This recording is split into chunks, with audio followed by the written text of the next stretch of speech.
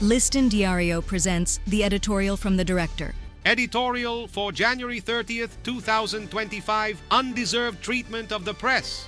The free exercise of journalism in the country has been, in recent years, one of the most valued achievements within the democratic framework. However, it is contradictory and unacceptable that under a government that has shown respect for freedom of the press, the media are subjected to blockades and restrictions that prevent their work of reporting with transparency and timeliness.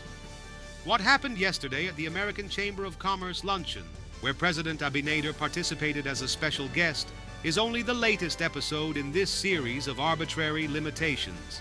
In this case, the press office of the presidency called on the media to attend the event. However, once there, they were prevented from entering when the president arrived.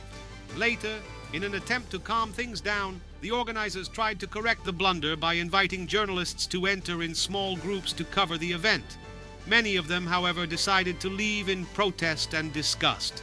This pattern of restrictions has been repeated frequently. On the 23rd, the presidency prohibited media access to an activity scheduled at the National Palace with former military personnel.